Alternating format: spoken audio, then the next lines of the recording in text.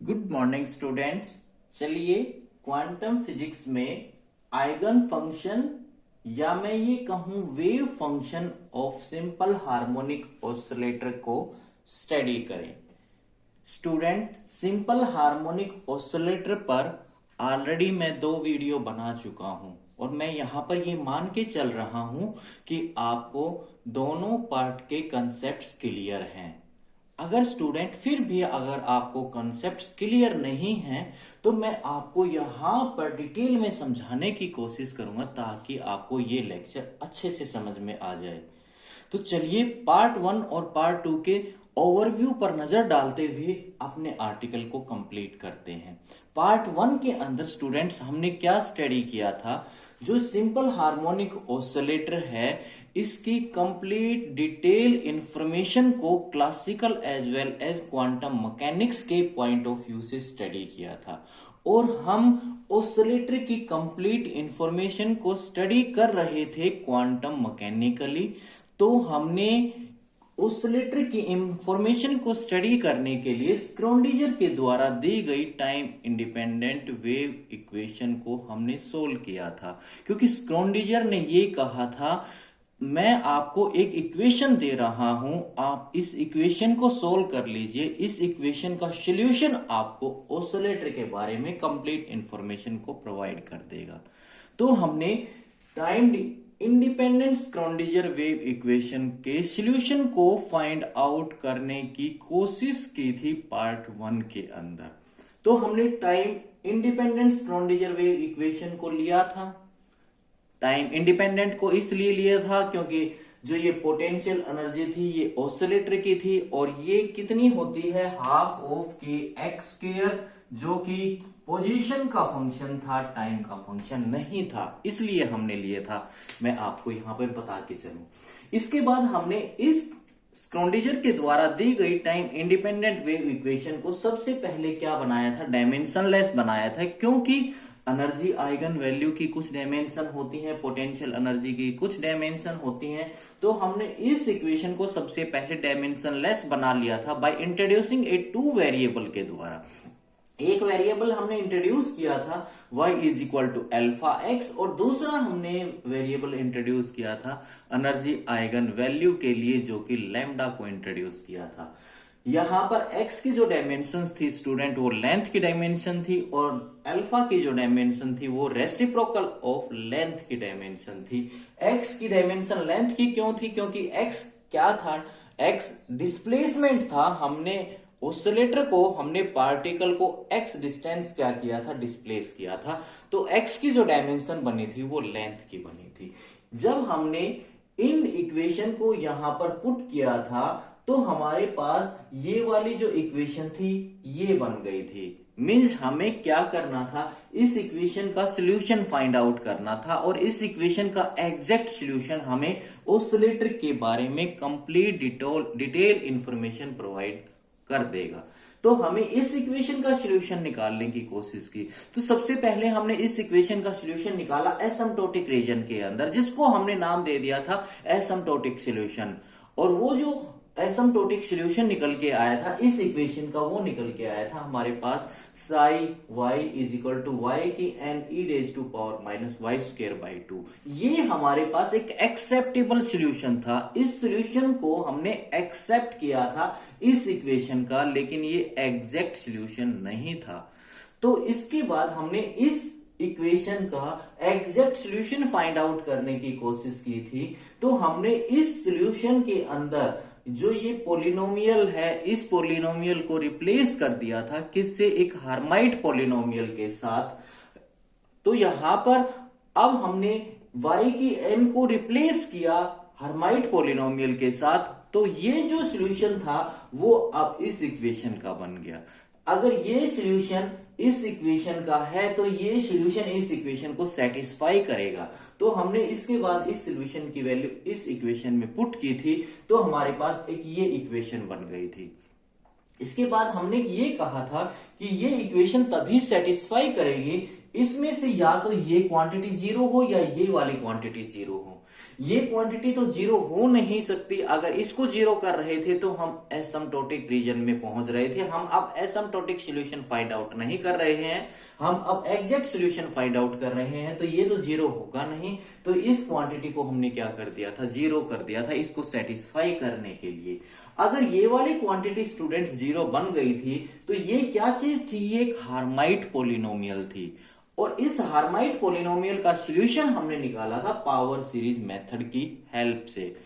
Power series method की help से जब हमने इस इक्वेशन का सॉल्यूशन, इस हार्माइट पोलिनोमियल का सॉल्यूशन जब हमने निकाला था, तो हमारे पास क्या बन गया था, एक रिकर्सन फॉर्मूला बन गया था। और रिकर्सन फॉर्मूले ने हमें क्या दी थी, जो पावर सीरीज हम लेके चले हैं, हम क्या एक पावर सीरीज लेके चले थे। और वो पावर सीरीज हम क्या लेके चले थे, आपको याद है, summation of r is equal to 0 से इंफिनिटी y की पावर, यहां पर हमने एक कांस्टेंट लिया था a की पावर r, y की पावर r प्लस s।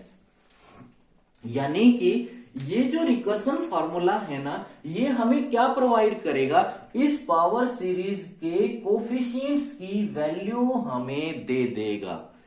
जैसे किस किस की वैल्यू देगा ये पावर सीरीज मेथड हमें, ये रिकर्सन फॉर्मूला हमें किसकी वैल्यू देगा, a0 की वैल्यू देगा, a1 की वैल्यू देगा, a2 की वैल्यू देगा, a3 की वैल्यू देगा, AR की वैल्यू देगा, AR प्लस 1 की वैल्यू देगा, AR प्लस 2 की वैल्यू देगा, and so on so fourth. In coefficients की वैल्यू दे देगा। जो ये कोफिशिएंट्स किसके हैं, ये वाला कोफिशिएंट y की पावर 0 का है, ये वाला कोफिशिएंट y की पावर 1 का है, ये वाला कोफिशिएंट y की पावर 2 का है, ये वाला कोफिशिएंट y की पावर 3 का है, ये वाला कोफिशिएंट y की पावर r का है, ये वाला कोफिशिएंट y की पावर r प्लस 1 का है, ये वाला कोफिशिएंट y की पावर r प्लस 2 का है। यानी कि ये रिकर्सन फॉर्मूला हमें पावर सीरीज के कोफिशिएंट्स की वैल्यू को दे देगा। ठीक है, तो यहां से हमने अब इस पावर सीरीज को स्टडी किया, मतलब ये जो पावर सीरीज हमें मिलेगी इस रिकर्सन फॉर्मूले की हेल्प से, उसको स्टडी किया। यानी कि ये जो रिकर्सन फॉर्मूला है, ये रिकर्सन फॉर्मूला किसका है, इस हार्माइट पोलिनोमियल का सॉल्यूशन है। यानी कि इस रिकर्सन फॉर्मूले को अब हम स्टडी कर रहे हैं for large value of r के ऊपर।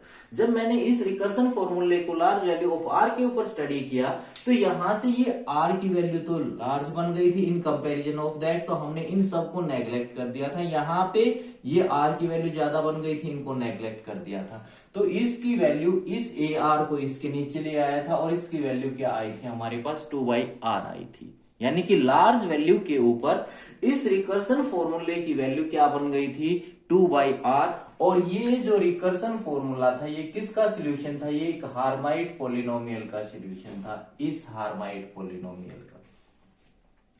तो यहां से फिर इसके बाद मैंने लार्ज वैल्यू ऑफ r के ऊपर एक एक्सपेंशन को सोल्व किया, और वो एक्सपेंशन कौन सी थी, e⁻² इसकी वैल्यू को जब हमने सोल्व किया था पार्ट 2 के अंदर, तो स्टूडेंट इसकी वैल्यू भी कितनी बनी थी, 2/r बनी थी। तो हमने क्या कहा था, जो ये हार्माइट पोलिनोमियल का सॉल्यूशन है ना, उसको मैं रिप्लेस किसके साथ कर सकता हूं, e⁻² के साथ रिप्लेस कर सकता हूं, क्योंकि लार्ज वैल्यू के ऊपर दोनों की वैल्यू क्या है, सेम है।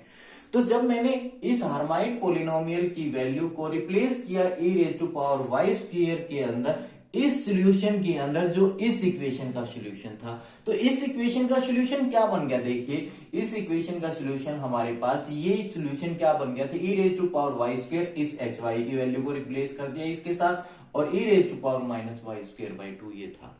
तो हमारे पास ये सॉल्यूशन बन गया था। जब हमने इस सॉल्यूशन को स्टूडेंट स्टडी किया, तो हमारे पास क्या कंक्लूजन निकल के आया था, जैसे जैसे मैं y की वैल्यू को इंक्रीज कर रहा हूं, तो वेव फंक्शन की वैल्यू स्पेस के अंदर क्या कर रही है, डाइवर्ज कर रही है, और एक वैल्यू के ऊपर जाकर वो वेव फंक्शन की वैल्यू क्या बन रही है, इनफाइनाइट बनती है। लेकिन वेव फंक्शन की कैरेक्टरिस्टिक क्या कहती है, वेव फंक्शन की वैल्यू फाइनाइट होती है स्पेस के अंदर, सिंगल वैल्यूड होती है और कॉन्टिन्यूस होती है। तो ये कभी भी क्या नहीं होगी, इनफाइनाइट नहीं होगी। इसका मतलब जो हमें पावर सीरीज मिली है इस रिकर्सन फॉर्मूले की हेल्प से, वो हमें फिजिकली एक्सेप्टेबल सॉल्यूशन प्रोवाइड नहीं कर रही। यहां पर हमें फिजिकली एक्सेप्टेबल सॉल्यूशन नहीं मिला ना इस इक्वेशन का, तो हमें यहां पर फिर क्या करना पड़ा, हमें जो ये सीरीज है यानी कि इस रिकर्सन फॉर्मूले से जो सीरीज मिल रही है उस सीरीज के को क्या करना पड़ेगा, टर्मिनेट करना पड़ेगा।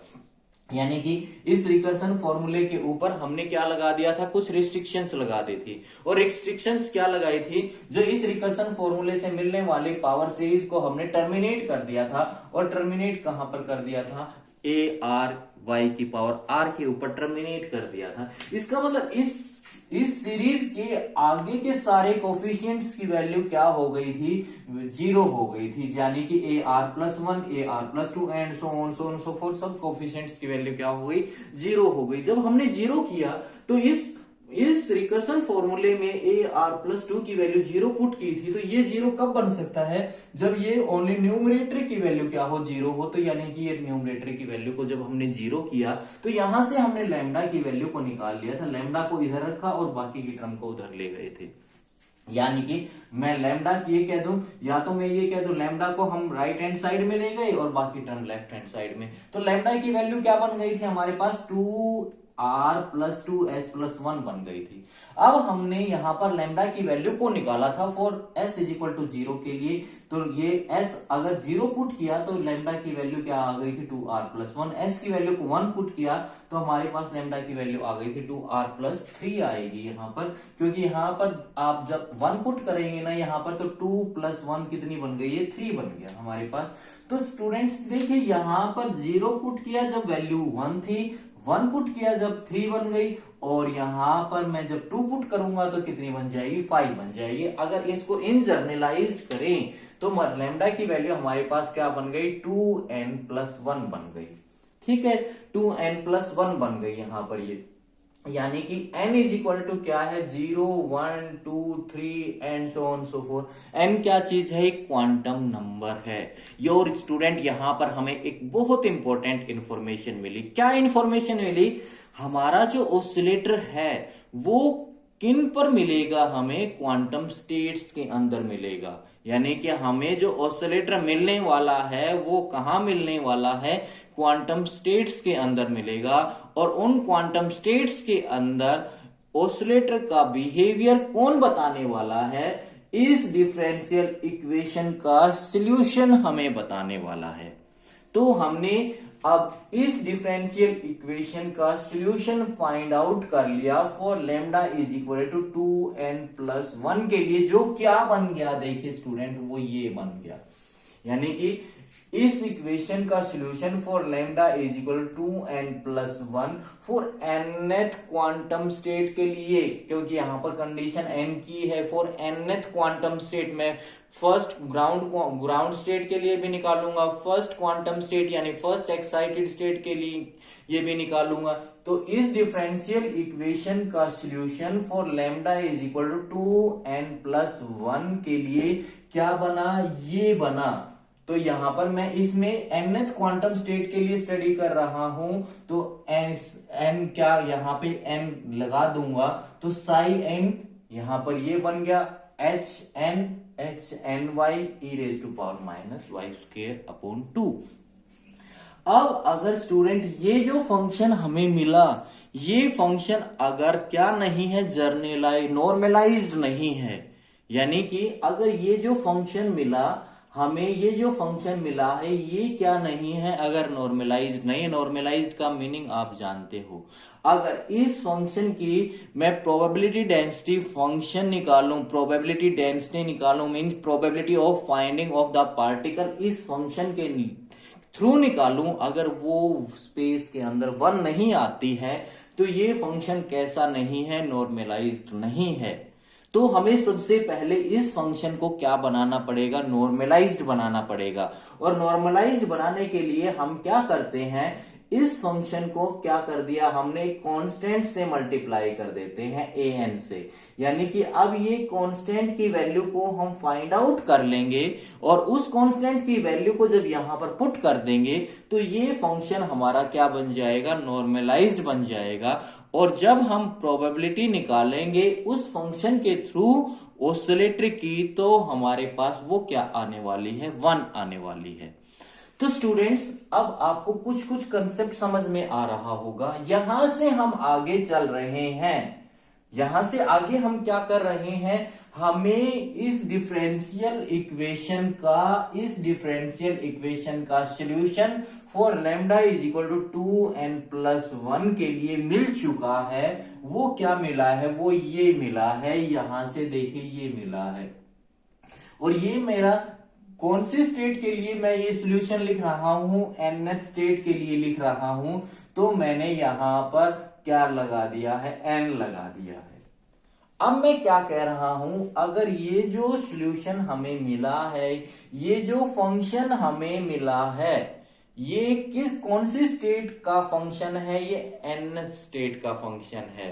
अगर ये फंक्शन कैसा नहीं है, नॉर्मलाइज्ड नहीं है, तो सबसे पहले हमें इस फंक्शन को नॉर्मलाइज्ड बनाना पड़ेगा। और नॉर्मलाइज्ड कैसे बनाते हैं, हम किसी कांस्टेंट से मल्टीप्लाई करके। तो हमने इस फंक्शन को क्या बना लिया है स्टूडेंट, नॉर्मलाइज्ड बना लिया है। और नॉर्मलाइज्ड बनाने के बाद अब हमें देखिए ऑसिलेटर के बिहेवियर को स्टडी करना है डिफरेंट क्वांटम स्टेट्स के अंदर। अगर मैं ऑसिलेटर के बिहेवियर को स्टडी करूंगा डिफरेंट क्वांटम स्टेट्स के अंदर, तो हमें किस किस की रिक्वायरमेंट पड़ेगी। यहां पर देखिए, इसमें an तो क्या चीज है, an तो नॉर्मलाइज्ड कांस्टेंट है।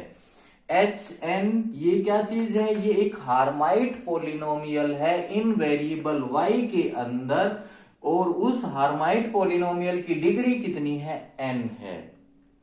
ठीक है, यानी कि ये नॉर्मलाइजेशन कांस्टेंट, ये मेरे पास Hermite polynomial in variable y of degree n।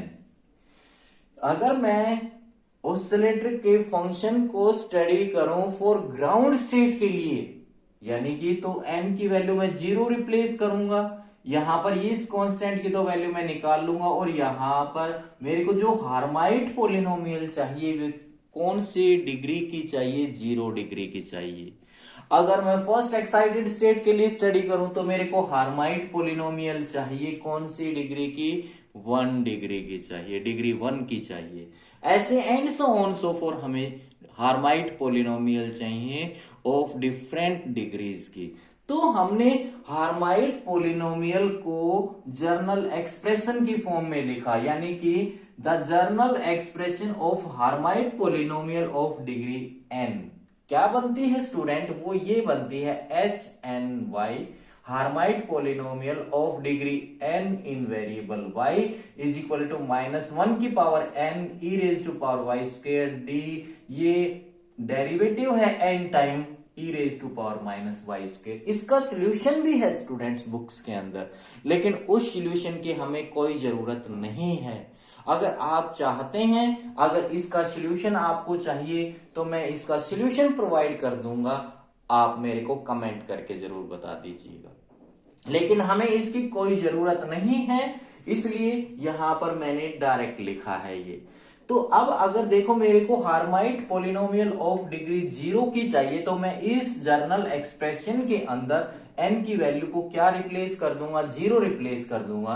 तो देखिए मैं यहां पर आपको समझा रहा हूं, तो मेरे को 0 और डिग्री की हार्माइट पोलिनोमियल की क्या वैल्यू मिलने वाली है, यानी कि n की वैल्यू को 0 रिप्लेस करूंगा, -1 की पावर 0 कितना बन गया, 1 मल्टीप्लाई यहां पर e raise to power y square, e raise to power y square, और डेरिवेटिव d की पावर n, फर्स्ट डेरिवेटिव बन गई dy, n की वैल्यू 1 हो गई ना, तो e raise to power -y square.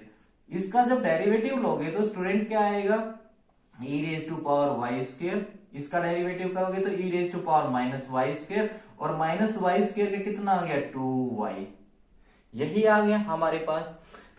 यानी कि मैं ये तो फर्स्ट ऑर्डर के निकाल चुका। यहां पर अगर मैं क्या निकाल रहा हूं, हार्माइट पोलिनोमियल ऑफ डिग्री 0 की निकालोगे तो देखिए क्या बनेगा, 0 की निकालोगे तो यहां पे मेरे को n की वैल्यू को क्या रिप्लेस करना पड़ेगा, 0 रिप्लेस करना पड़ेगा, और -1 की पावर 0 करोगे तो -1 की पावर 0 क्या बन गया, 1, और यहां पर e raise to power y square, और यहां पर d0 d, यहां पर रिप्लेस d की पावर 0 और dy की पावर 0 इसकी वैल्यू क्या होती है 1, ये 1, इसका मतलब इसकी value into e raise to power हमारे पास यही आ जाएगी, e raise to power minus y square.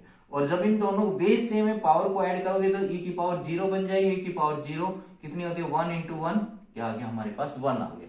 इसका मतलब मेरे को हार्माइट पोलिनोमियल ऑफ डिग्री 0 की वैल्यू कितनी मिलेगी 1 मिलेगी। मेरे को बहुत इंपॉर्टेंट है स्टूडेंट, ये चाहिएगी वैल्यू। इसके बाद अगर मेरे को हार्माइट पोलिनोमियल ऑफ डिग्री 1 चाहिए तो मैं यहां पर n की वैल्यू को 1 रिप्लेस कर दूंगा। देखिए 1 की रिप्लेस करोगे तो -1 की पावर 1, ठीक है, और यहां पर e raise to power y square into derivative, first derivative किसका e raise to power minus y square का। जब इसको सोल्व करोगे तो स्टूडेंट क्या बनने वाला है, देखिए -1 e raise to power y square, और इसका फर्स्ट डेरिवेटिव लोगे तो e raise to power minus y square, और माइनस वाई स्क्वायर का कितना बन गया -2y, ये बन गया। तो यहां पर ये देखो माइनस इन दोनों का बेस सेम है, पावर ऐड करोगे तो e की पावर, ये तो दोनों की एक y प्लस वाई स्क्वायर है, एक माइनस वाई स्क्वायर है, तो e की पावर 0, e की पावर 0 की 1 बन गया, और ये -2y मल्टीप्लाई -2y, और ये माइनस माइनस प्लस बन गया तो ये कितना बन गया 2y। तो यानी कि मेरे पास इस एक्सप्रेशन की हेल्प से मैं डिफरेंट डिग्री की हार्माइट पोलिनोमियल की वैल्यू को निकाल सकता हूं। यानी कि डिग्री 1 की हार्माइट पोलिनोमियल की वैल्यू कितनी आ गई 2 की आ गई। ऐसे ही अगर मैं ऑफ डिग्री 2 की निकालू तो कितनी आएगी, चलो एक और निकाल के बता देता हूं ताकि आपको कंसेप्ट क्लियर होते चले। तो कितनी आएंगी वो देखिए, अब निकालें हम, तो ये निकालोगे तो कितनी आएगी, देखिए यहां पर n की वैल्यू को 2 रिप्लेस करो तो -1 की पावर 2 तो क्या बन गया 1 बन गया। मैं नहीं लिखूंगा यहां पर -1 की पावर 2 क्या बन गया 1, e raise to power y square, e raise to power y square. अब डबल डेरिवेटिव बन गए डी डबल डेरिवेटिव, तो एक बार डेरिवेटिव ये लिख दिया मैंने, एक और बार डेरिवेटिव, इसका डेरिवेटिव करोगे तो कितना आएगा e raise to power minus y square into -2y, ये आएगा ना, ठीक है। अब इसको एक बार और डेरिवेटिव करना पड़ेगा तो e raise to power y square अंदर। अब इसका जो -2 को चलो बाहर निकाल लो, देखिए मैं यहां से बता रहा हूं, -2 को बाहर निकालोगे तो ये first function e raise to power minus y square, first function as it is, derivative of first, इसका कितना आ गया 1 प्लस, अब y एज इट इज, इसका डेरिवेटिव कितना आ गया e raise to power minus y square, और इन साथ में कितना आ गया -2y। जब इसको सोल्व करोगे तो देखो क्या बनता है। अब इसको सोल्व करो, माइनस इसको e रेज टू पावर, इसको दोनों में कॉमन निकाल लो -2, और इसको ये इसके साथ कॉमन निकालोगे तो इसके साथ मल्टीप्लाई होगा तो वैल्यू 1 बन जाएगी, क्योंकि ये इसकी पावर प्लस है इसकी पावर माइनस है, दोनों की पावर बेस सेम है, पावर ऐड होंगी तो 1 हो गया। तो यहाँ पे क्या बच गया 1, और यहाँ पर माइनस, क्योंकि माइनस है, और ये बाहर निकल गया 2y स्क्वायर। जब इसको सिंप्लीफाई करोगे तो कितना बन गया, माइनस इसको प्लस बना देगा 4y स्क्वायर -2। तो देखिए यही तो है हमारे पास 4y स्क्वायर -2। यानी कि मैं क्या निकाल सकता हूं, इस जर्नल एक्सप्रेशन की हेल्प से हार्माइट पोलिनोमियल ऑफ डिफरेंट डिग्रीज की वैल्यू को निकाल सकता हूं। अगर डिग्री 3 की निकालूंगा तो उसकी वैल्यू स्टूडेंट ये आने वाली है, और इसको आप अपने आप करके देखिए, आएगी जरूर। यानी कि यहां पर मैं n की वैल्यू को क्या रिप्लेस कर दूंगा 3 रिप्लेस कर दूंगा, तो मेरे पास क्या मिल जाएगी, मेरे को हार्माइट पोलिनोमियल ऑफ डिग्री 3 मिल जाएगी। ऐसे ही स्टूडेंट्स अगर मैं हार्माइट पोलिनोमियल ऑफ डिग्री 4 को निकालूं, तो क्या कर दोगे, यहाँ पे n की वैल्यू को 4 रिप्लेस कर दोगे और उसकी वैल्यू कितनी आ जाएगी, ये आ जाएगी, लेकिन ये मेरे को चाहिएंगी, ठीक है। अब मेरे को स्टूडेंट इसकी वैल्यू इस फंक्शन के अंदर इस डिफरेंट ऑर्डर की डिफरेंट डिग्रीज की हार्माइट पोलिनोमियल्स की वैल्यू तो मिल गई, जो हमें किस में हेल्प करवाएंगी, हमें डिफरेंट क्वांटम स्टेट्स के अंदर ऑसिलेटर के बिहेवियर को स्टडी करवाने में हेल्प करेंगी। अब मैं इस an की वैल्यू को और कैलकुलेट कर लूं। an क्या चीज है, नॉर्मलाइजेशन कांस्टेंट। तो नॉर्मलाइजेशन कांस्टेंट की वैल्यू को हम कैसे कैलकुलेट करते हैं, by using a normalisation conditions की हेल्प से।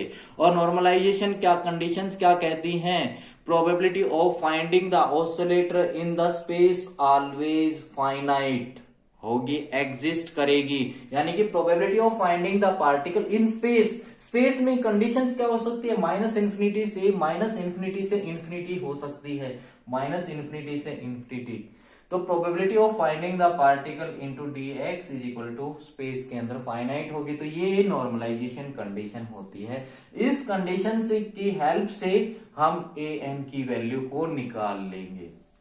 तो हमारे पास वेव फंक्शन की वैल्यू क्या है, ये y में था। अगर मैं x में लाऊं तो देखिए यहां पर y की वैल्यू को हमने क्या पुट किया था, अल्फा x।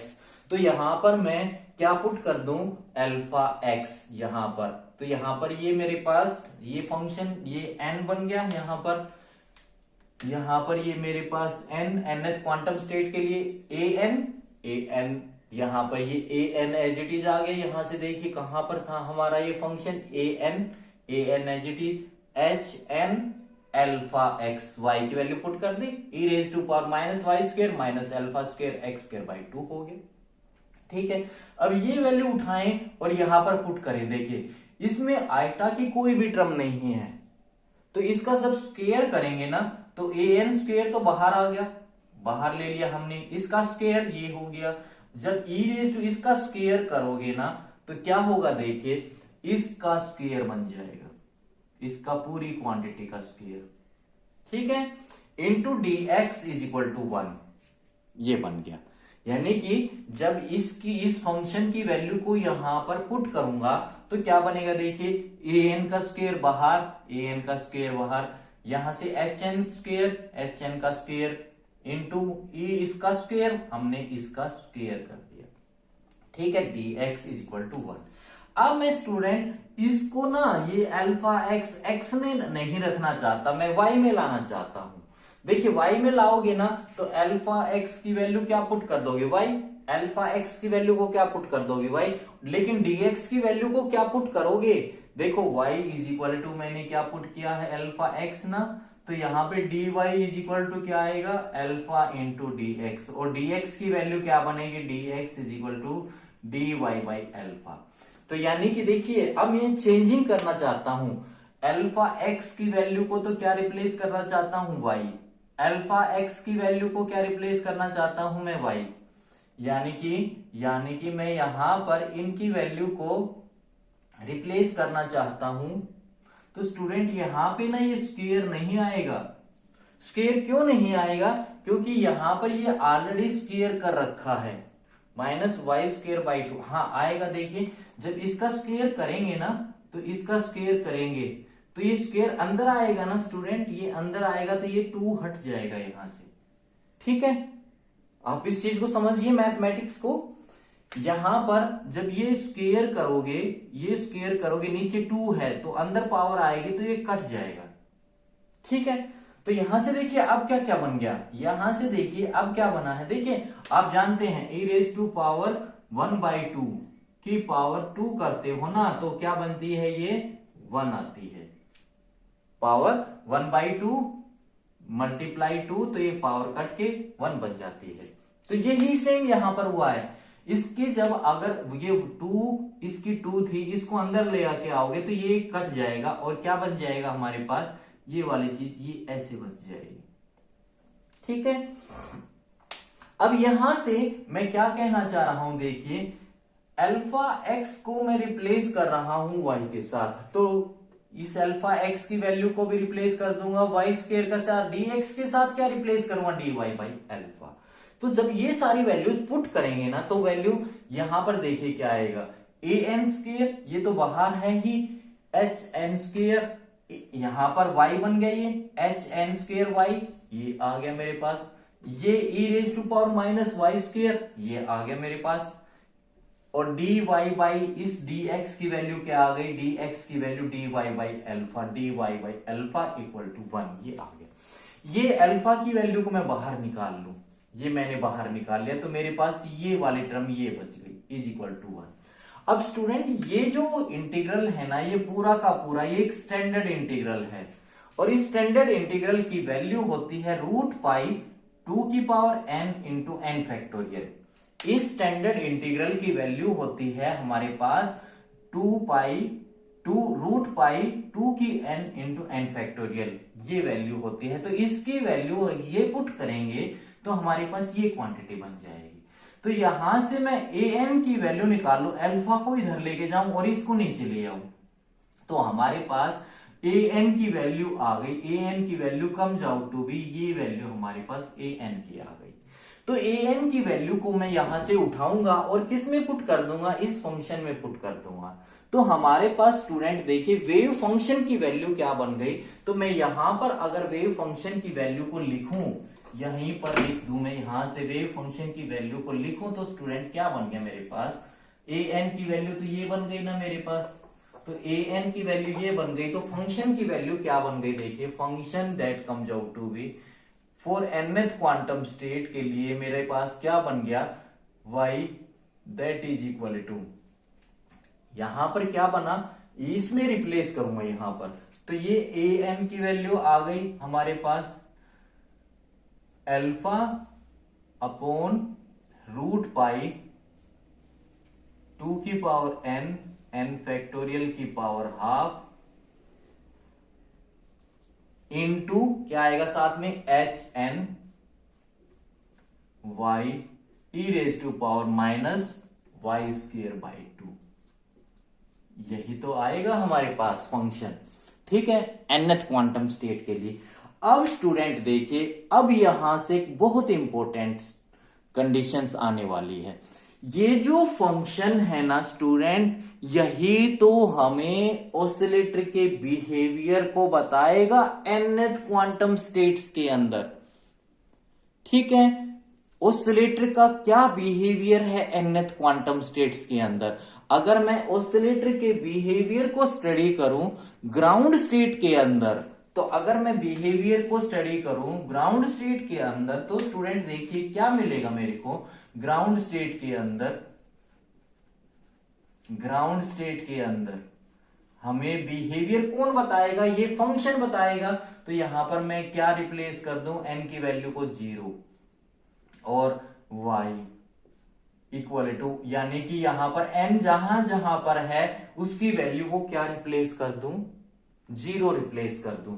तो मेरे को पास क्या मिलेगा, देखिए अल्फा अपॉन 2 की पावर 0 कितना होगा 1, 0 का फैक्टोरियल 1 अपॉन रूट पाई की पावर 1/2 h0, यहां पर 0 डिग्री की Hermite polynomial into e raise to power minus y square by 2, ठीक है।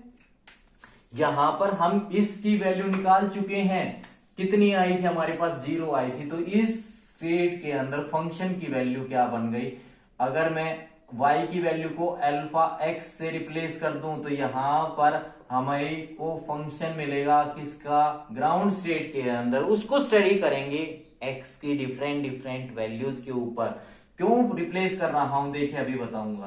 तो ये वैल्यू क्या बन गई, अल्फा अपॉन रूट पाई की पावर 1/2, ये तो कांस्टेंट है। h इसकी वैल्यू क्या बन गई 1 है, तो 1, तो यहां पर इसकी वैल्यू 1 आ गई, e raise to power minus alpha square x square by 2।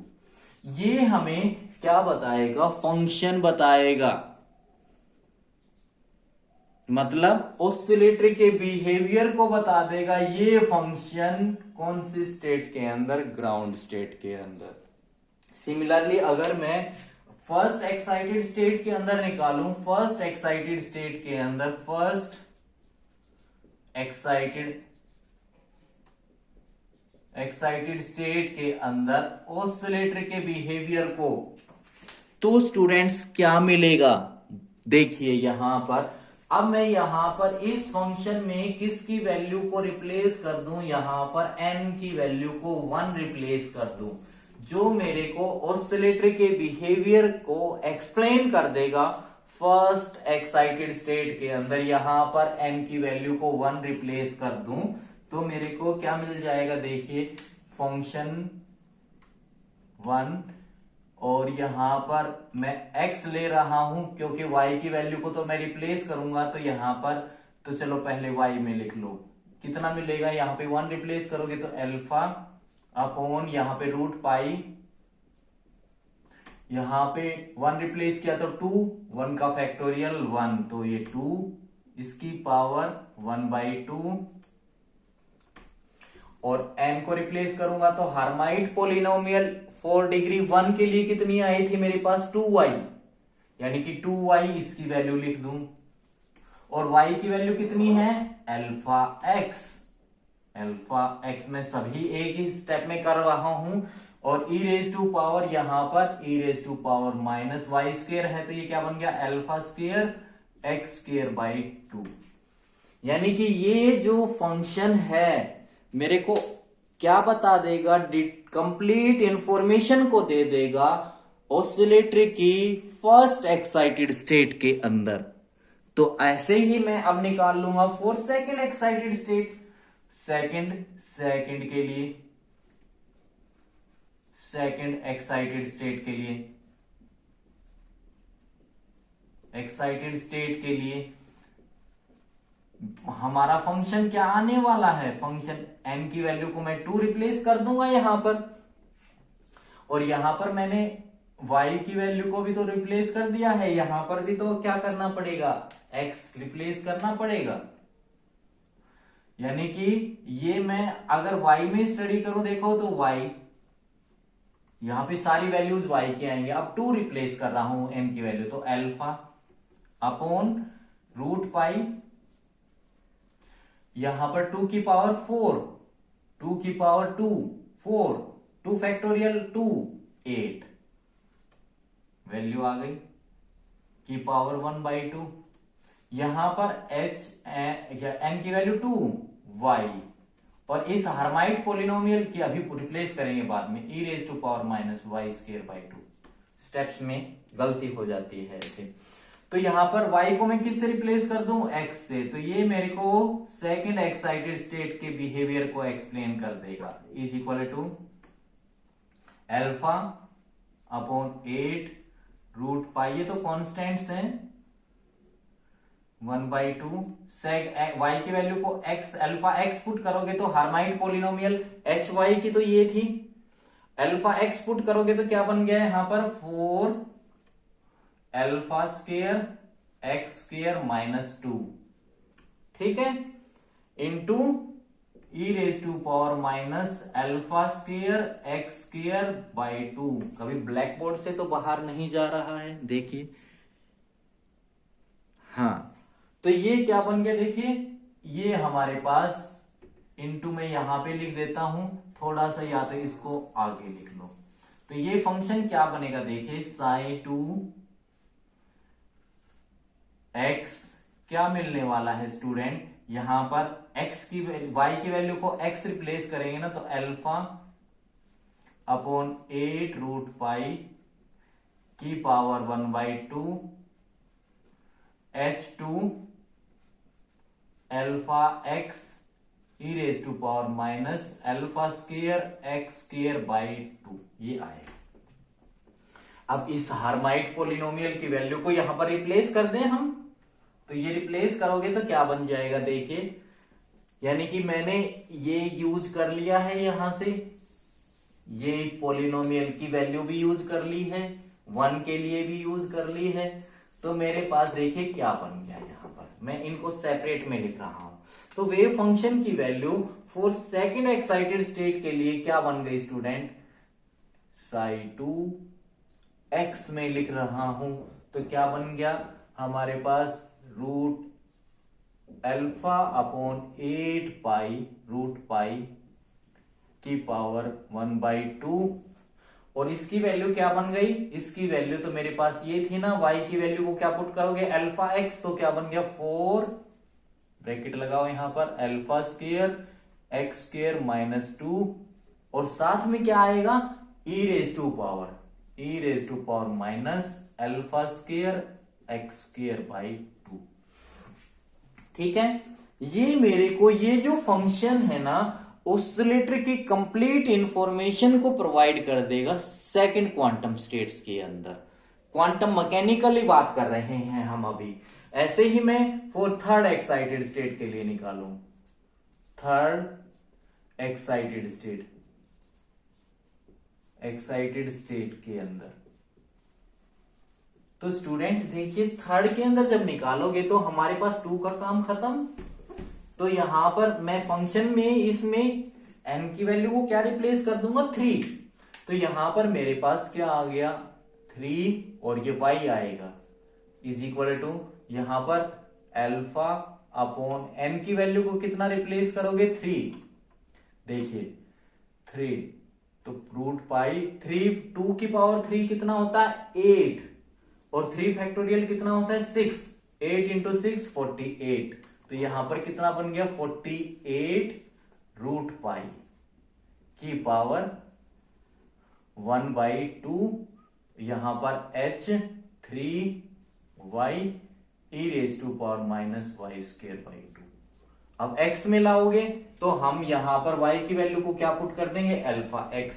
तो ये हमारे पास फंक्शन किस में मिल गया x में थर्ड एक्साइटेड स्टेट का। तो इसकी वैल्यू कितनी आ गई अल्फा अपॉन 48 रूट पाई की पावर 1/2 h l 3 की वैल्यू कितनी है ये तो ये कितनी बनेगी ब्रैकेट लगाओ यहां पर 8 alpha cube x cube minus 12 alpha x और मल्टीप्लाई कौन होगा साथ में मल्टीप्लाई होगा into e raise to power minus alpha square x square by 2।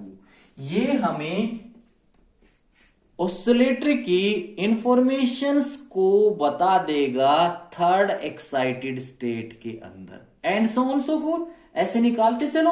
और nth के अंदर हमें कौन बता देगा ये वाला फंक्शन।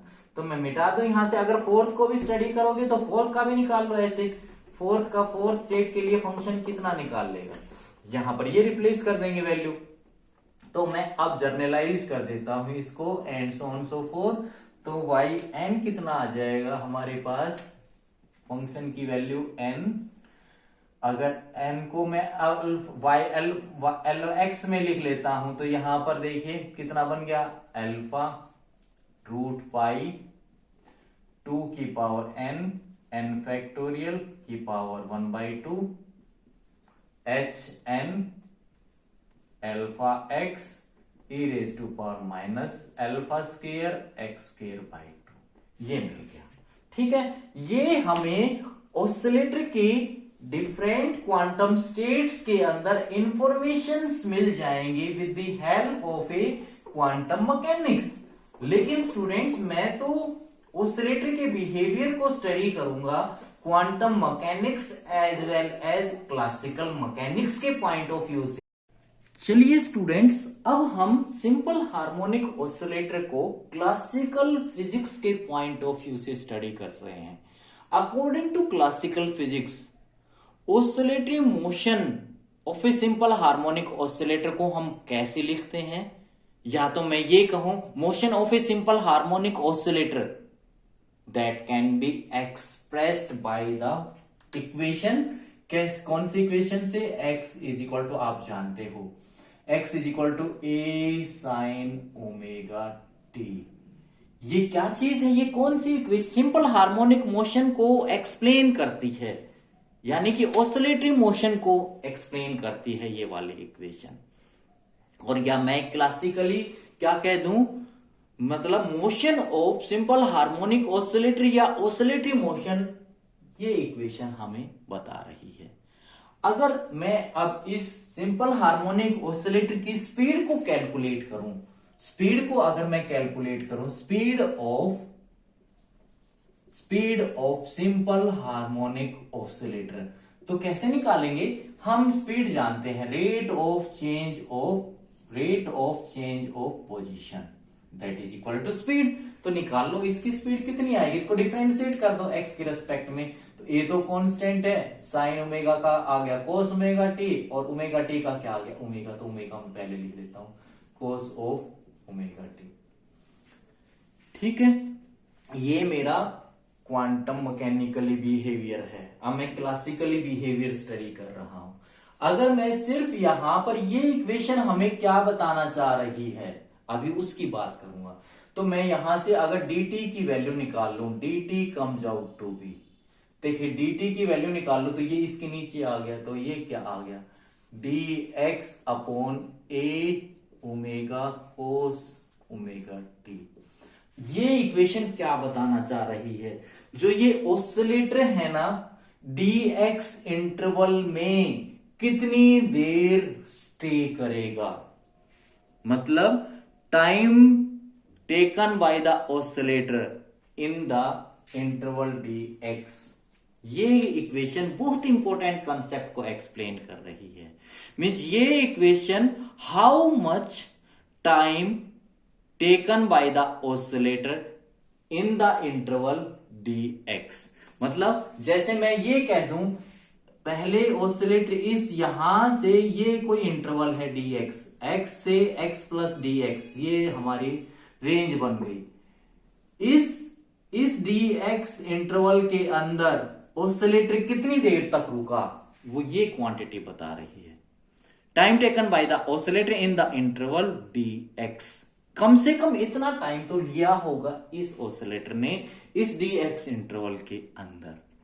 अब मैं ये dt तो मेरे को पता चल चुका, लेकिन मैं ये dt नहीं निकालना चाहता, मैं क्या निकालना चाहता हूं, कम से कम फ्रैक्शन से फ्रैक्शन, कम से कम इतना टाइम तो इस इंटरवल के अंदर ऑसिलेटर रहा होगा, मैं वो फाइंड आउट करना चाह रहा हूं। यानी कि कम से कम फ्रैक्शन को निकालना चाह रहा हूं, तो इस dt को मैं किससे डिवाइड कर दूं, टोटल टाइम से डिवाइड कर दूं।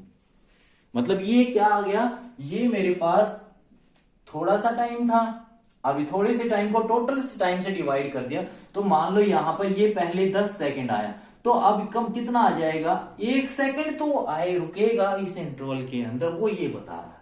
कम से कम फ्रैक्शन ऑफ ए टाइम इस dx इंटरवल के अंदर ऑसिलेटर जरूर रुका होगा, तो उसकी वैल्यू को निकाल लूं तो कितना आएगा, इसको मैं यानी कि इंटरवल कितनी देर, अब कितना, एक कंसेप्ट और समझना है। ऑसिलेटर पहले तो ऐसे जाएगा फिर ऐसे आएगा, यानी कि इस इंटरवल को इसमें कितने टाइम रुका होगा, एक बार तो जाने में और एक बार आने में, तो इसको मैं किससे मल्टीप्लाई कर दूं, इस फ्रैक्शन ऑफ टाइम को किससे मल्टीप्लाई कर दूं, 2 से मल्टीप्लाई कर दूं इस इंटरवल वाले टाइम से। तो यानी कि इसको मैं किससे मल्टीप्लाई कर दूं, 2 से मल्टीप्लाई कर दूं, 2dx upon A omega cos of omega T. इसको समझना भाई, dt बाई टी तो जाने में टाइम लेगा, dt बाई टी आने में टाइम, इतना, इसका मतलब इतना टाइम तो ऑसिलेटर इस इंटरवल के अंदर जरूर रुका होगा, तभी तो 2 टाइम मल्टीप्लाई किया है। तो अब इसको सोल्व कर लो, कितना आ गया ये, देखिए ये कितना आ गया, यहां से इसका मतलब t से डिवाइड किया है ना, तो यहां पे भी t से डिवाइड करना पड़ेगा, तो ये कितना आ गया, 2dx अपॉन ए ओमेगा को क्या लिख सकता हूं, 2 पाई न्यू की वैल्यू क्या होती है, t into T cos of omega t. ये t से तो t कट गया, 2 से 2 कट गया, तो यहां पे क्या बच गया, dx अपॉन यहां पे पाई a, और cos को क्या लिख सकता हूं मैं, under root of 1 minus sine square omega t, ये लिख सकता हूं। और ये क्या बन गया मेरे पास, that is equal to dt by t is equal to क्या बन गया, ये dx अपॉन पाई ए को अंदर ले लो, तो ये a को अंदर लोगे तो क्या बन गया, a square minus a square sine square omega t की पावर 1/2, ठीक है। और क्या बन गया ये, dx upon pi a under root a square minus ये चीज पूरी की पूरी क्या है, x का स्क्वेयर है, देखिए x ए साइन, इसका स्क्वेयर करोगे तो a square sine square omega t, तो ये x स्क्वेयर, तो ये हमारे पास ये आ गई। अब ये क्वांटिटी क्या बता रही है, आपने प्रोबेबिलिटी का कंसेप्ट तो पढ़ा होगा, happening of the event divided by the total event, तो ये वही तो है, टोटल टाइम हैपन क्या हुआ, इतना टाइम इंटरवल तो ऑसिलेटर इतना टाइम तो इंटरवल के अंदर रुका होगा। तो ये जो क्वांटिटी है ना, ये क्वांटिटी किसको रिप्रेजेंट कर रही है? प्रोबेबिलिटी को,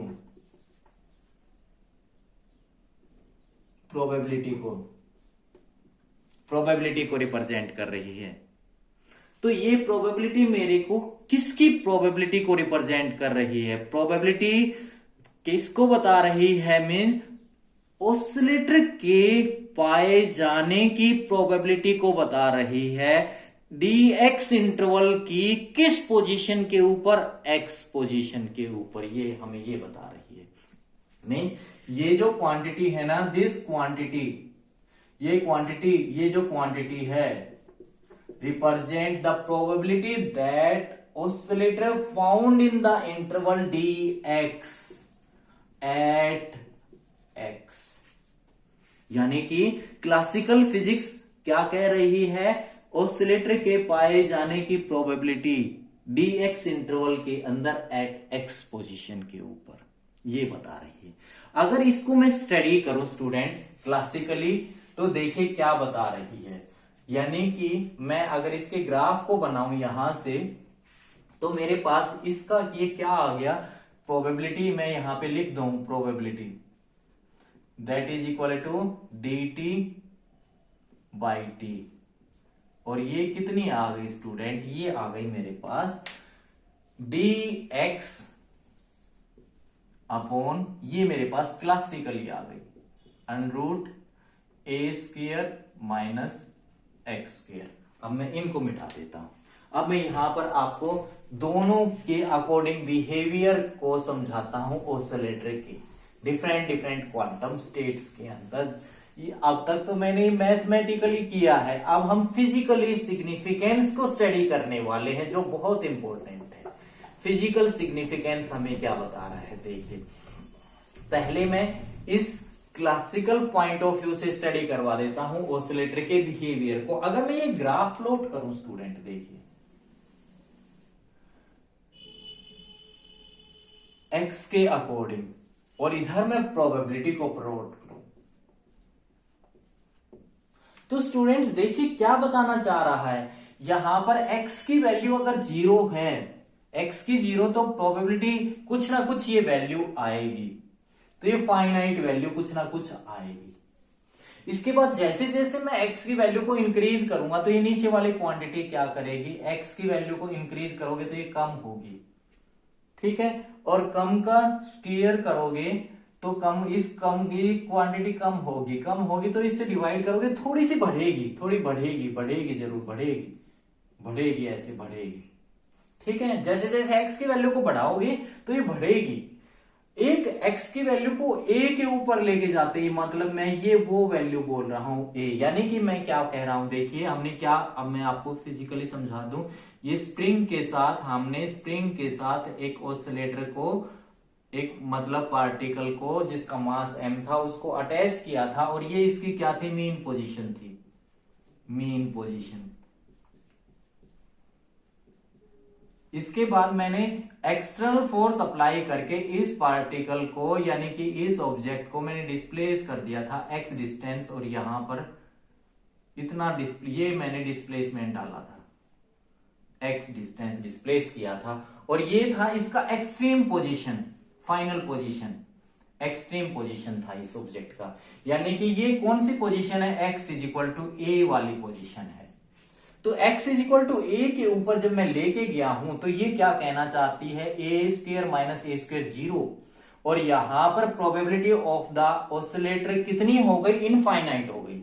मींस इसका मतलब इस पॉइंट के ऊपर अगर तुम स्टडी करोगे, तो क्लासिकल फिजिक्स क्या कहती है? इस पॉइंट के ऊपर इधर अगर माइनस लोगे तो भी स्क्वायर माइनस का क्या हो जाएगा? प्लस, और ये क्या हो जाएगा? 0। तो ये वाली चीज भी क्या हो जाएगी मेरे पास? इनफाइनाइट ऐसे हो जाएगी। देखिए, ये -a, ये +a, ये मेरे पास +a है। इसका मतलब इसकी लिमिट बन गई है। अब ये क्या कहना चाह रहा है? एक्सट्रीम पोजीशंस के ऊपर देखिए ये वाली क्वांटिटी, प्रोबेबिलिटी क्या हो जाएगी? इनफाइनाइट, ऐसे इनफाइनाइट हो गई, इनफाइनाइट।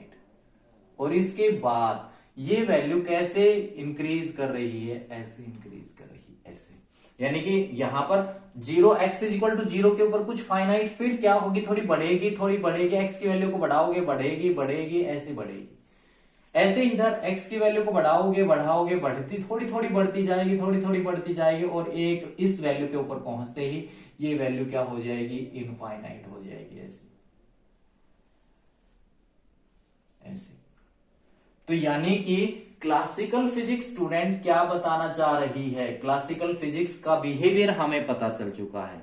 क्लासिकल फिजिक्स क्या कहती है, ऑसिलेटर की एक लिमिट फिक्स है, मींस ऑसिलेटर इन लिमिट से बियॉन्ड नहीं जा सकता। क्या कहना चाह रहा है, ऑसिलेटर केवल इन लिमिट के अंदर मिलेगा और ऑसिलेटर के पाए जाने की सबसे ज्यादा प्रोबेबिलिटी कहां पर होगी, एक्सट्रीम पोजीशंस के ऊपर होगी। यहां पर क्यों होगी, देखिए मैं उसको भी समझा देता हूं। अगर आप वेलोसिटी जानते हैं, वेलोसिटी इज इक्वल टू क्या होती है, डिस्टेंस अपॉन टाइम। अगर मैं टाइम निकालूं तो टाइम कितना बनेगा मेरे पास, डिस्टेंस अपॉन वेलोसिटी। अब यहां पर देखिए, मैं यहां पर जब स्ट्रेच करूंगा तो वेलोसिटी यहां पर जाकर क्या हो जाएगी, मिनिमम। वेलोसिटी मिनिमम, तो ये टाइम क्या होगा, मैक्सिमम होगा। इसका मतलब ऑसिलेटर इन एक्सट्रीम पोजीशन के ऊपर मैक्सिमम टाइम स्टे करेगा। यानी कि क्लासिकल फिजिक्स क्या कहती है, ऑसिलेटर एक्सट्रीम पोजीशन के ऊपर सबसे ज्यादा देर तक रुकेगा और ऑसिलेटर की पाए जाने की प्रोबेबिलिटी सबसे ज्यादा कहां पर होगी, एक्सट्रीम पोजीशंस के ऊपर होगी। और यहां पर मेन पोजीशंस के ऊपर ऑसिलेटर के पाए जाने की प्रोबेबिलिटी क्या होगी, मिनिमम होगी। क्यों होगी, देखिए यहां पर जब ऑसिलेटर आएगा तो मेन पोजीशन के ऊपर इसकी वेलोसिटी सबसे ज्यादा होगी। मैंने स्ट्रेच कर रखा है, ऐसे छोड़ूंगा तो ऐसे बहुत तेजी से निकलेगा यहां से, यानी कि बहुत तेजी से ऑसिलेट करेगा। यानी कि ऑसिलेटर ऐसे ऑसिलेट कर रहा है, यहां पे रुकेगा फिर वापस मुड़ेगा, तो यहां पर ऑसिलेटर सबसे ज्यादा टाइम लेगा क्योंकि इसकी वेलोसिटी यहां पर क्या हो जाएगी, मिनिमम हो जाएगी। क्लासिकल फिजिक्स ऐसा कहती है। और मेन पोजीशन के ऊपर ये बहुत स्पीड से गुजरेगा तो यहां पर इसकी स्पीड बहुत ज्यादा होगी, स्पीड ज्यादा होगी, वेलोसिटी ज्यादा होगी तो टाइम बहुत कम आएगा। इसका मतलब टाइम यहां पर ऑसिलेटर के पाए जाने की प्रोबेबिलिटी बहुत कम है, यहां पर बहुत कम देर तक रुकेगा। तो आपको समझ में आ गया होगा। तो क्लासिकल फिजिक्स के अकॉर्डिंग ऑसिलेटर के पास एक लिमिट है, उस लिमिट से बियॉन्ड ऑसिलेटर नहीं जा सकता। यानी कि और उस लिमिट के अंदर ऑसिलेटर एक्सट्रीम पोजीशन के ऊपर पाए जाने की प्रोबेबिलिटी मैक्सिमम है, मेन पोजीशन के ऊपर पाए जाने की प्रोबेबिलिटी मिनिमम है। ऐसा क्लासिकल फिजिक्स का कहना है। ठीक है, अब हम स्टडी करते हैं क्वांटम मैकेनिक्स की हेल्प से और डिफरेंट स्टेट्स के अंदर अब हम इसके बिहेवियर को स्टडी करेंगे। चलिए मैं इसी पहला ग्राउंड स्टेट के लिए इसी पिक डायग्राम में बना देता हूं।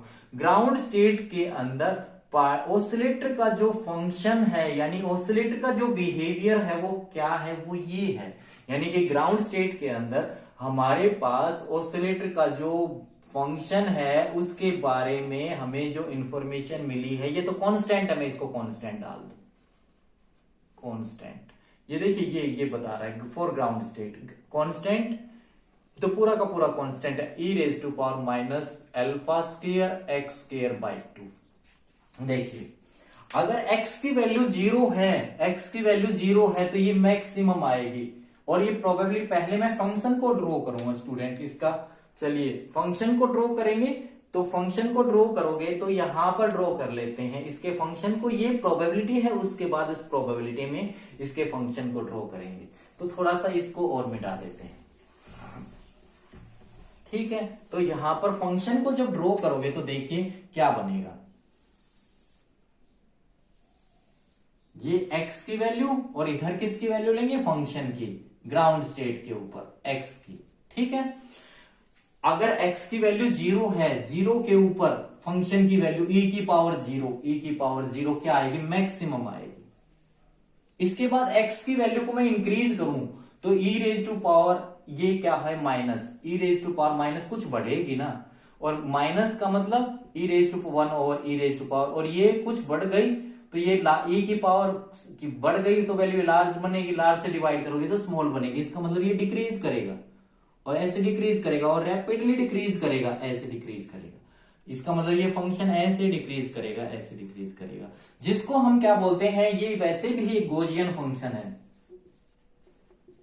गोजियन फंक्शन है ये गोजियन फंक्शन है हमारे पास। गोजियन फंक्शन ये कुछ इस टाइप का बनता है। इसका मतलब इसका ग्राफ हमेशा ऐसा बनेगा फंक्शन का, और प्रोबेबिलिटी बनाऊं तो इसका स्क्वायर कर दोगे तो थोड़ा सा और बढ़ जाएगा। इसका मतलब अगर प्रोबेबिलिटी बनाऊं तो ये कैसा कुछ आने वाला है, देखिए यहां पे ये प्रोबेबिलिटी ये कुछ ऐसे, कुछ ऐसे ऐसे ऐसे आएगी हमारे पास, दोनों साइड से ऐसे।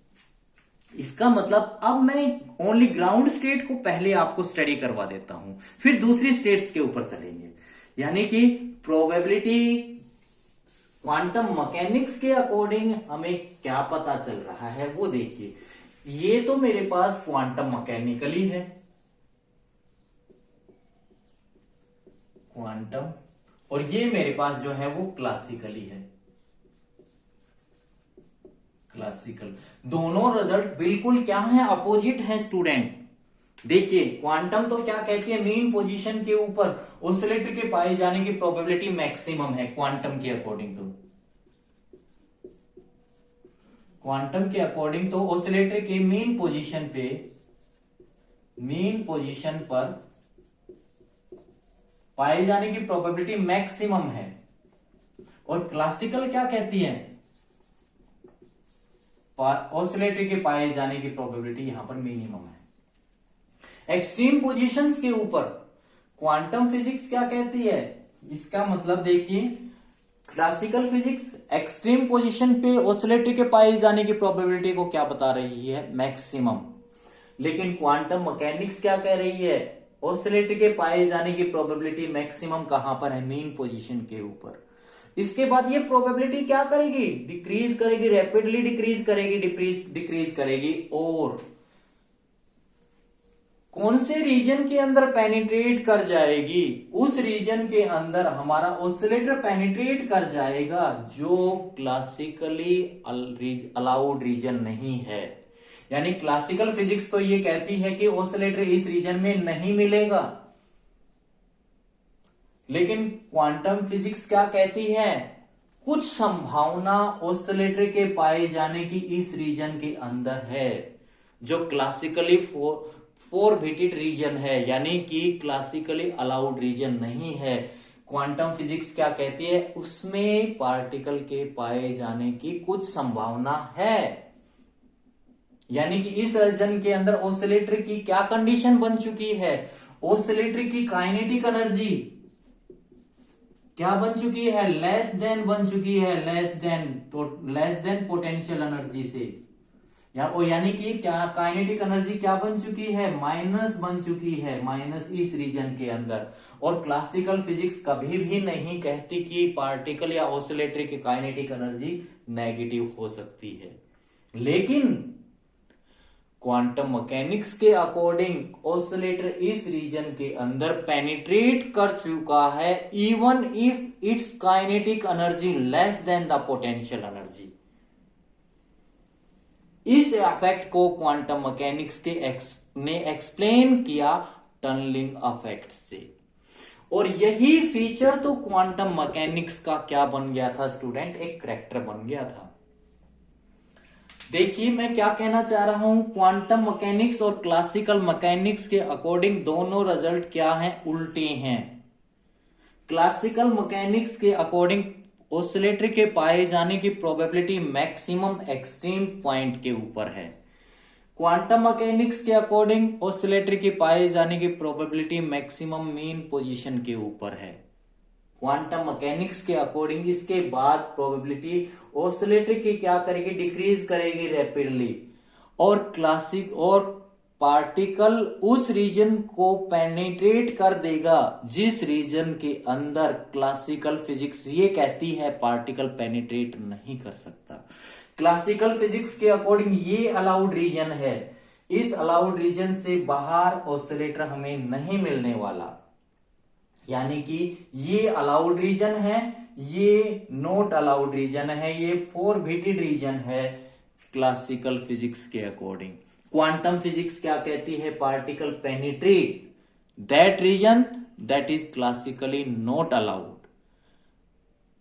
उस रीजन के अंदर पार्टिकल की काइनेटिक एनर्जी इवन क्या हो गई, लेस हो गई देन द पोटेंशियल एनर्जी से। तो मैं इसको आपको समझाने की कोशिश करता हूं। देखिए स्टूडेंट, आपको बहुत मजा आएगा समझने में। मैं ये कह रहा हूं, देखिए हमारे पास ये एक पहाड़ी है, ये कोई पहाड़ी है, इस पहाड़ी के इधर एक वैली है, एक वैली इधर है। कोई बाल ये चलती हुई आ रही है, बाल रोल करती हुई आ रही है। जब ये बाल इस हिल को अनकाउंटर करेगी, मतलब बाल जब इस हिल को अनकाउंटर करेगी, अगर इसकी काइनेटिक एनर्जी इस टॉप के ऊपर जो पोटेंशियल एनर्जी है उससे ज्यादा है, तो ये बाल इसको क्रॉस कर जाएगी, ऐसे क्रॉस करके इस वैली के अंदर आ जाएगी। पहले क्लासिकल समझ लीजिए, अगर इसकी काइनेटिक एनर्जी इस टॉप की पोटेंशियल एनर्जी से ज्यादा है तो ये बाल इसको ऐसे क्रॉस करके इस वैली के अंदर आ जाएगी। अगर इसकी काइनेटिक एनर्जी, इसकी पोटेंशियल एनर्जी टॉप मींस हिल की पोटेंशियल एनर्जी जो टॉप के ऊपर है उससे कम है, तो ये बाल कभी भी इस वैली के अंदर नहीं आ सकती। ये बाल ऐसे ऐसे चलेगी, यहां तक जाएगी, अगर इसकी काइनेटिक एनर्जी कम है तो ये वापस ऐसे आ जाएगी। इसका मतलब इस केस में क्या, काइनेटिक एनर्जी क्या हो गई, लेस हो गई, लेस हो गई पोटेंशियल एनर्जी से। तो क्लासिकल फिजिक्स क्या कहती है, वो कभी भी इस वैली में नहीं आ सकती। लेकिन क्वांटम फिजिक्स क्या कहती है, वो इस वैली में उसके पाए जाने की प्रोबेबिलिटी है। और वो क्या कहती है, ये जो बॉल है वो किसके थ्रू इस वैली में आ जाएगी सडनली, वो ये कहती है, मैं इसको एक्सप्लेन करूंगा। इसका मतलब इस हिल के अंदर क्या बन चुकी है, एक टनल बन चुकी है, और इस टनल यानी कि ये जो बॉल है ना, इस टनल के थ्रू इस बैरियर को क्रॉस करके इस वैली के अंदर आ सकती है। मींस ये जो बॉल है ना, इस टनल के थ्रू इस पोटेंशियल एनर्जी बैरियर को क्रॉस करके कहां पर आ सकती है, दूसरी वैली के अंदर आ सकती है। ये क्वांटम फिजिक्स कहती है। क्यों कहती है, देखिए इस बॉल का अपना वेव फंक्शन है, और वेव फंक्शन की वैल्यू स्पेस के अंदर क्या है, वेल डिफाइंड है, फाइनाइट है। तो क्वांटम फिजिक्स क्या कहती है, जब बाल इस हिल को अनकाउंटर करेगी तो बाल की प्रोबेबिलिटी सडनली हो सकती है, may be found, may be probability लगा रही है, सडनली फाउंड। क्योंकि अगर इस बाल का वेव पैकेट, अगर इस बाल का वेव पैकेट क्या है, इसका मतलब इस हिल के साइज से बड़ा है, higher than the hill, means wave packet of a ball is higher than the hill, then ball is to be suddenly found on the other side of the hill। ऐसा क्वांटम फिजिक्स का कहना है, और यही quantum physics का character, इसका feature बन चुका है, जो इसको ये वाला हाइजेनबर्ग अनसर्टेनिटी प्रिंसिपल की तरफ लेके जाता है। तो स्टूडेंट आपको ये कंसेप्ट समझ में आ चुका होगा। मतलब ग्राउंड स्टेट के अंदर जो एक्सप्लेनेशन है क्लासिकली और क्वांटम मैकेनिक्स के अकॉर्डिंग क्या है, दोनों अपोजिट हैं। अब आगे चलते हैं, आगे क्या होता है। अब हम जब फर्स्ट एक्साइटेड स्टेट यानी कि फर्स्ट क्वांटम स्टेट के अंदर ऑसिलेटर के बिहेवियर को स्टडी करने चले, तो हमें ये फंक्शन मिला, हमें ये फंक्शन, देखिए ये फंक्शन क्या है मेरे पास। अब ये फंक्शन मैं यहां पे इसको मिटाना नहीं चाहता, इसी का रेफरेंस लूंगा। फंक्शन क्या हो गया इस स्टेट के अंदर, ये तो कांस्टेंट है, बाकी तो सब x into e raise to power minus alpha square x square by 2। ये तो गॉसियन फंक्शन है, यानी कि अब मेरे को यहां पर दो फंक्शन ड्रॉ करने पड़ेंगे। एक तो मैंने फंक्शन ये ड्रॉ कर दिया x, और ये फंक्शन 1, और ये क्या है, स्ट्रेट लाइन है, ये तो स्ट्रेट लाइन ऐसे आएगी, ठीक है। फंक्शन ये किसका, स्ट्रेट लाइन का, ये ओरिजिन से पास करेगी। और ये दूसरा तो क्या है, गॉसियन सरफेस है, अभी मैंने ड्रॉ किया था। इसकी वैल्यू कुछ इस टाइप की आएगी, इसकी वैल्यू, फंक्शन की वैल्यू तो कुछ इस टाइप की आएगी। ठीक है, जब इसका दोनों को मल्टीप्लाई करोगे स्टूडेंट, ऐसे ही सभी को करना है आपको। देखिए जब इन दोनों को मल्टीप्लाई करोगे तो किस टाइप का फंक्शन बनेगा, मैं वो बना दूं।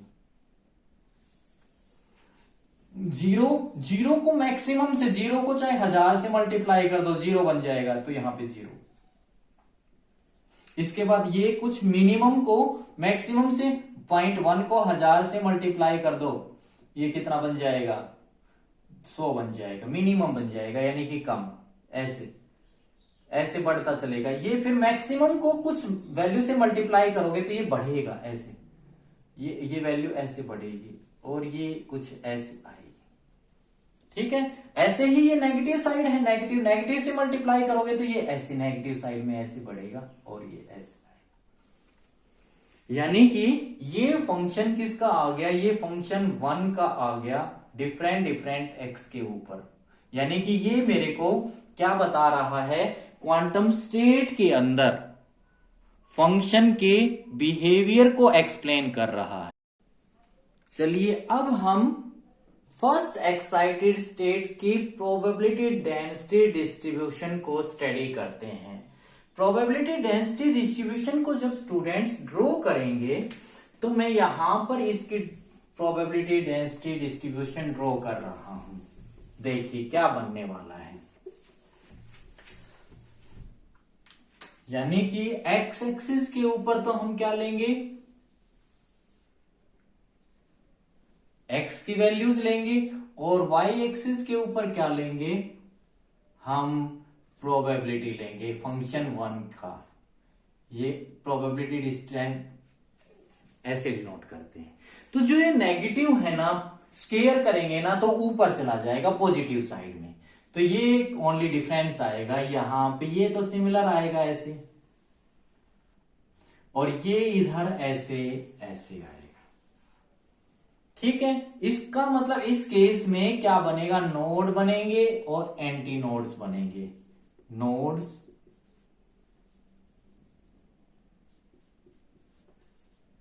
और ये anti node.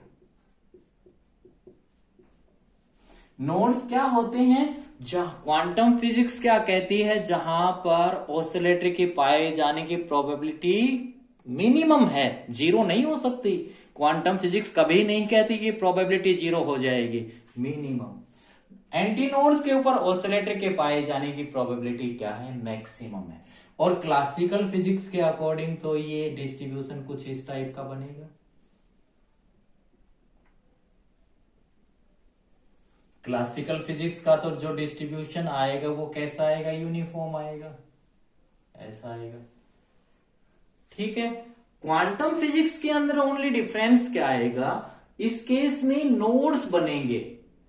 First excited state के अंदर एक नोड बना, अगर मैं अब सेकंड एक्साइटेड स्टेट को स्टडी करूं तो क्या बनेगा, वो चीज देखिए। आप याद रखना, यहां पर मैं इसको रब कर रहा हूं। तो फर्स्ट एक्साइटेड स्टेट के अंदर हमारे पास क्या बना है, एक नोड बना है। ऐसे अब मैं सेकंड को जब स्टडी करवाऊंगा, चलिए तो सेकंड में आपको क्या देखने को मिलेगा, देखिए। सबसे पहले हम सेकंड के फंक्शन को ड्रॉ करते हैं। सेकंड का फंक्शन क्या है, सेकंड स्टेट का, यहां पर ये जो फंक्शन है वो ये है। देखिए हमारे पास ये तो बाकी तो कांस्टेंट है, तो क्या चीज है, एक्स स्क्वायर माइनस 2। इसको स्टडी कर लो, 4x स्क्वायर माइनस 2 को।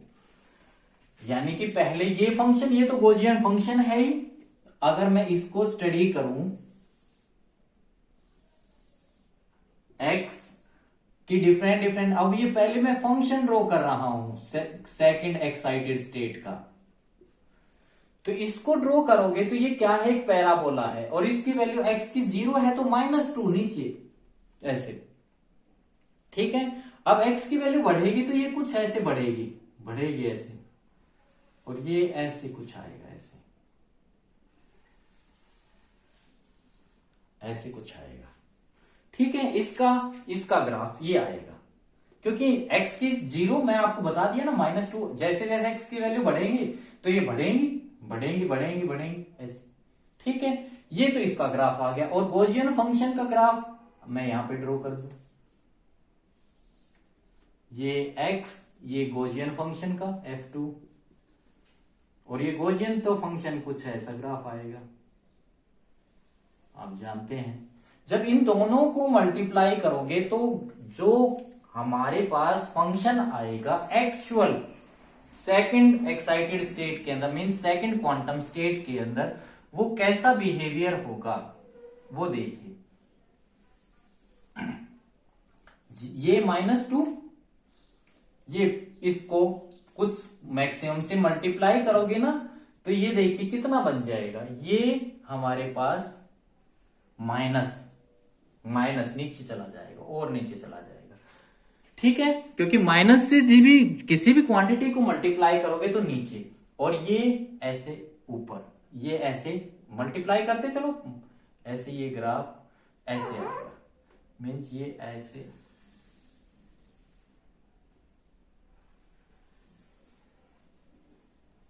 ऐसे कुछ आएगा। ठीक है, ये फंक्शन हो गया f2 का सेकंड एक्साइटेड स्टेट के अंदर। इस केस के अंदर अगर इस फंक्शन को कन्वर्ट करो किसके अंदर, प्रोबेबिलिटी डेंसिटी के अंदर, तो देखिए कैसा बन गया। प्रोबेबिलिटी डेंसिटी मींस ऑसिलेटरी की सेकंड क्वांटम स्टेट के अंदर क्या बनेगी वो देखिए।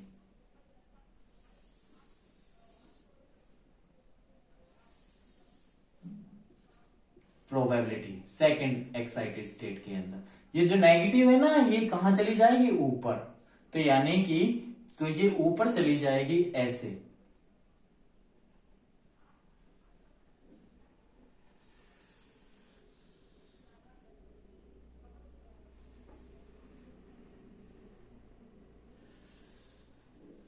ऐसे मीन्स ये वाला पोर्शन ऊपर चला जाएगा, नेगेटिव वाला पोर्शन खत्म, और ये हमारे पास क्लासिकली तो ये आ ही जाएगा।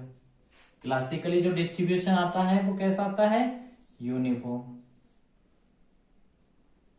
तो यानी कि क्लासिकली कुछ इस टाइप का आएगा। इसका मतलब इस केस में ना कितने नोड बन गए, एक नोड, दो नोड, ये नोड नोड, ये anti node, anti anti node, ठीक है, एंटी नोड, ऐसे ही इधर ये anti node.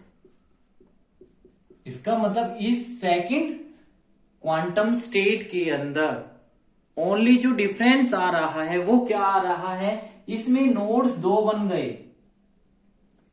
First excited state के अंदर एक नोड बना था, इसका मतलब मैं अगर थर्ड एक्साइटेड स्टेट को स्टडी करूं तो उसमें क्या बनेगा, तीन नोड्स बन जाएंगे। फोर्थ एक्साइटेड स्टेट के अंदर चार नोड बन जाएंगे, and so on so fourth. यानी कि डिफरेंस जो आ रहा है वो क्या आ रहा है, अब मैं उस चीज को स्टडी करूंगा।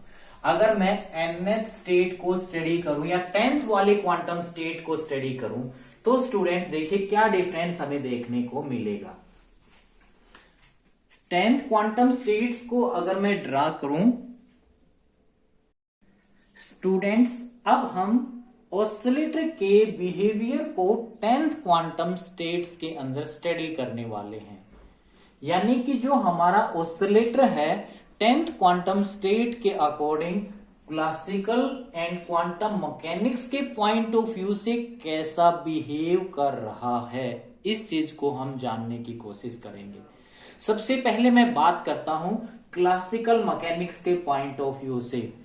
क्लासिकल मैकेनिक्स के पॉइंट ऑफ व्यू से जो प्रोबेबिलिटी का डिस्ट्रीब्यूशन है वो कैसा है, बिल्कुल स्मूथ है। और क्वांटम मैकेनिक्स के पॉइंट ऑफ व्यू से जो प्रोबेबिलिटी का डिस्ट्रीब्यूशन है 10th क्वांटम स्टेट्स के अंदर वो क्या कह रहा है, ये मेन इंपॉर्टेंट है। देखिए उसको मैं स्टेप्स में बता रहा हूं। फर्स्ट स्टेप जो प्रोबेबिलिटी का डिस्ट्रीब्यूशन है उसके अंदर alternate node antinode, node antinode, node antinode, node antinode आ रहे हैं। मीन्स जो ऑसिलेटर का क्वांटम मैकेनिक्स के अंदर जो बिहेवियर है वो हमें क्या बता रहा है, प्रोबेबिलिटी का जो डिस्ट्रीब्यूशन है ऑसिलेटर का 10th क्वांटम स्टेट्स के अंदर, उसके अंदर alternate node antinode rapidly increase हो रहे हैं, नंबर 1। दूसरा, ये यहां पर एक्सट्रीम पोजीशन के ऊपर क्वांटम मैकेनिक्स का जो रिजल्ट हमें मिला वो एग्री कर रहा है क्लासिकली डिस्ट्रीब्यूशन के अकॉर्डिंग, यानी कि एक्सट्रीम पोजीशन के ऊपर क्वांटम मैकेनिक्स का रिजल्ट स्ट्रांगली एग्री किसके साथ कर रहा है, क्लासिकल मैकेनिक्स के अकॉर्डिंग, यानी कि एक्सट्रीम पोजीशन के ऊपर ऑसिलेटर की पाए जाने की प्रोबेबिलिटी क्या है, मैक्सिमम है। देखिए यहां पर इस एंटीनोड की पीक क्या है, मैक्सिमम है, यानी कि यहां पर ऑसिलेटर के पाए जाने की प्रोबेबिलिटी मैक्सिमम है, और क्लासिकल फिजिक्स भी यही कहती है, एक्सट्रीम पोजीशन के ऊपर ऑसिलेटर के पाए जाने की प्रोबेबिलिटी मैक्सिमम है, और मिनिमम कहां पर है, ऑसिलेटर के पाए जाने की प्रोबेबिलिटी मीन पोजीशन के ऊपर है। तो यहां पर क्लासिकल मैकेनिक्स और क्वांटम मैकेनिक्स के रिजल्ट दोनों के दोनों क्या हुए, स्ट्रांगली एग्री किए हैं, लेकिन जो डिफरेंस है वो ओनली डिफरेंस किसका है उसकी मैं बात कर रहा हूं। देखिए नंबर 1 जो डिफरेंस है, क्लासिकल मैकेनिक्स के अकॉर्डिंग प्रोबेबिलिटी का जो डिस्ट्रीब्यूशन है वो स्मूथ है, लेकिन क्वांटम मैकेनिक्स के अकॉर्डिंग प्रोबेबिलिटी का डिस्ट्रीब्यूशन जो है उसके अंदर alternate node antinode rapidly increase कर रहे हैं। दूसरा, क्वांटम मैकेनिक्स के अंदर ऑसिलेटर उस रीजन के अंदर पेनिट्रेट कर रहा है जिस रीजन के अंदर क्लासिकल मैकेनिक्स बिल्कुल भी अलाउ नहीं करती है, यानी कि क्लासिकल मैकेनिक्स का अलाउड रीजन केवल ये अलाउड रीजन है, ये अलाउड रीजन नहीं है। क्लासिकल मैकेनिक्स के अंदर पार्टिकल के या ऑसिलेटर के पाए जाने की प्रोबेबिलिटी सिर्फ ये इस अलाउड रीजन के अंदर है, इस अलाउड रीजन के अंदर नहीं है। लेकिन क्वांटम मैकेनिक्स क्या कहती है, ऑसिलेटर के पाए जाने की संभावना इस रीजन के अंदर भी है, इवन ऑसिलेटर की kinetic energy less than potential energy है। ये मेन डिफरेंस थे ओनली किसके अंदर, प्रोबेबिलिटी डिस्ट्रीब्यूशन के अंदर। इसका मतलब जैसे जैसे n मतलब क्वांटम स्टेट्स की वैल्यू बढ़ेगी वैसे वैसे हमें रिजल्ट क्या देखने को मिलेगा, मतलब क्लासिकल मैकेनिक्स के साथ क्वांटम मैकेनिक्स के रिजल्ट स्ट्रांगली एग्री कर जाएंगे। तो यहां पर हमने स्टूडेंट इस लेक्चर के अंदर डिटेल में wave function of a simple harmonic oscillator को स्टडी किया है, जो कि एग्जाम के पॉइंट ऑफ व्यू से बहुत इंपॉर्टेंट है। चलिए नेक्स्ट लेक्चर में मिलते हैं स्टूडेंट्स अब हम। Thank you.